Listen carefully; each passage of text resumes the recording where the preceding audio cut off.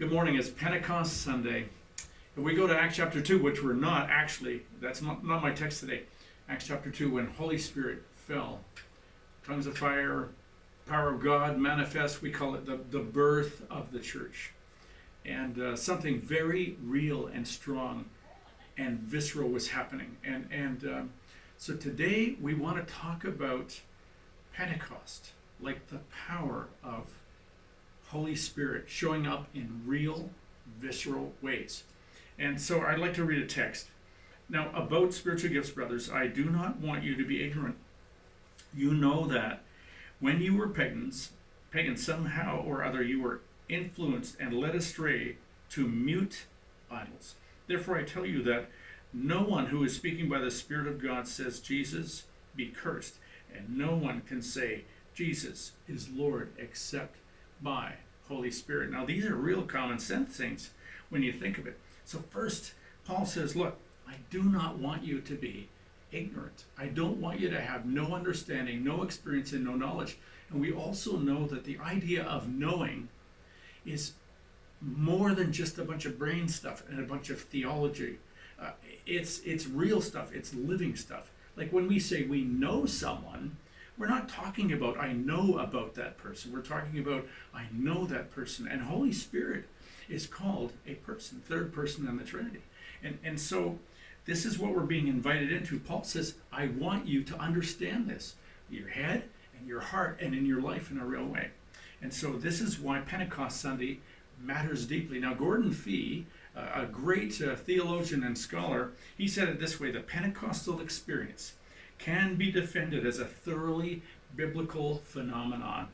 And I just remember when Sandra and I came into faith in 1976 and 77, she's a year before me almost, we experienced really powerful, manifest things in the Holy Spirit. That was called the Charismatic Renewal. And many of you might remember that era. And if you're younger and you can't remember that, just listen to this. We remember powerful things happening all the time. It was very real. And we just start to talk about God, and it was like something came into the room. It was so strong and powerful. It was like the presence of God was showing up. That's why the gifts of the Spirit are called manifestations of the Holy Spirit. They show up in a real way. And so we're not just following some religious structure or system or guidebook or rule book. We have something that is real and alive in us. And that's why Pentecost Sunday matters. We need to think of it and understand it better. Understand it with our heads and our hearts. Anyway, we saw a lot of stuff going on in that time in our young Christian lives. That just mind-blowing. I remember once being at a large assembly. I was on staff there. I was standing about 6 or 7 people back from a whole crowd of people who had gone forward to just give their lives in a fresh way to God. And this lady was visiting. Her name was Madame Belkashik. She had come from India, and she was just sharing her story of how she had given her life to Jesus and was being persecuted very strongly then.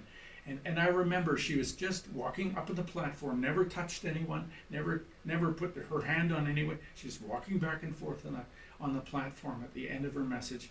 And she would look at people and she would pray and say something. And I just remember she looked at me and she just pointed and said, that young pastor. That's all I remember. I woke up on the floor. I just woke up on the floor. And it was very real. And it was very manifest. And so today's challenge is, how open are you? How open am I to God? Do we have this kind of a posture where we say, Father, I want anything you want to give me to put into my life that will help me to walk with you and be used by you in any way that you would be pleased. And this is what the power of Pentecost is all about. It's not about a show. It's not supposed to be. So anyway, he just says that there are different gifts different gifts, different ways they show. They're given differently to different people. And so you and I can never look at each other and say, oh, I wish I had that gift. Oh, I wish I had that gift. Because it doesn't really work that way. It says in there that the Holy Spirit decides who he will operate these gifts in and through. So let's just go back to the text. There are different kinds of gifts, but the same Spirit. There are different kinds of service, but the same Lord. There are different kinds of working, but the same God works all of them in all men. And down further in verse 11 it says, all these are the work of one and the same Spirit, and he, that's Holy Spirit, he gives them to each one just as he determines. And so this thing goes on listing out some of the stuff. We're very aware of some of these. The gifts are like a word of wisdom, a word of knowledge, faith, special faith, gifts of healings, miracles, prophecy, discerning of spirits, or distinguishing of spirits, speaking in tongues, and interpretation of tongues. And these things are given by Holy Spirit. And so, again, like, am I open? Does this stuff freak me? I remember when we started trying to say, well, where do we go to church? How do we join up? It was such a new thing to enter this culture of church. And we went to one church that was extremely exaggerated in that area. It was a little freaky to me. And then we went to another church that was very traditional, and we went through a doctrinal study with them. But when it was done, we thought, let's look at a little further. And we ended up in a Pentecostal church that seemed to have balance, and it was a bit level, and it had those things held properly. These are the things that we have to consider deeply as we're trying to allow Holy Spirit to work in and through us.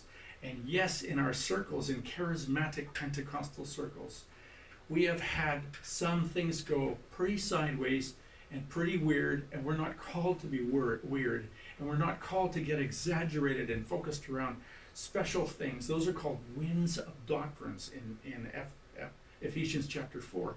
But we're called to step in and say, Father, all I know is I want you to work in and through me in any way you would like to work in and through me. And so that is our challenge for Pentecost Sunday.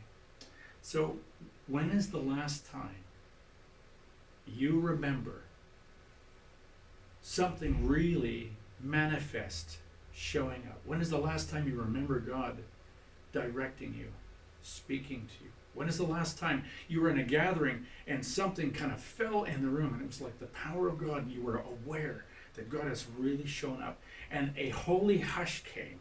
It was like a softening and a humbling where you don't feel like jumping around and being kind of crazy. You feel flattened and aware of the presence of God. And there's a holiness about it. That's Pentecost showing up powerfully. And so, what would you like to do? Would you like to say, Father, I'm open. I want you to do anything you would like in and through me. And I would like to become better at hearing you, listening to you speaking to me, prodding me, directing me. And in there is this line that reminds us that actually these gifts are given for everybody's profit, for everybody's benefit. And they're not given to any of us individuals to elevate us or to make us superior or to make us feel extra special or different or separated or above anyone else. That's not the intent of the gifts, because they're actually about how I or you can be used to serve others and to give others. And so, don't you want to be used by God like that? Wouldn't we love this stuff to happen in a real way, where we don't have to go gather and kind of whip something up or manufacture something, because that's not real stuff. We want the real thing to come about. And so this is our challenge today. God, I want to step into this. And I want to know how this thing really works, and I want to just be an available, open servant in your hands. So God bless you. Yeah. And explore Corinthians chapter 12, 13, and 14, and you get a big picture of how this stuff works. Amen. Thanks.